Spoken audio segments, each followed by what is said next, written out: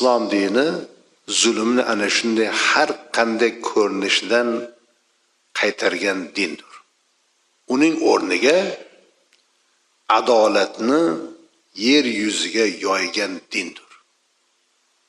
Zulmning ziddi adolat hisoblanadi. Yolg'onning ziddi to'g'rilik. Riyoning ziddi ixlos. Zulmning ziddi adolat. Islom adolatga targ'ib qilgan din.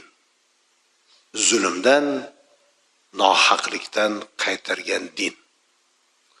Bu haqiqatni har bir mo'min musulmon yaxshi bilib qo'yish kerak. Uning dini qanday din ekanligini, uning dini nimalarga buyurishini yaxshi anglab qo'yish kerak.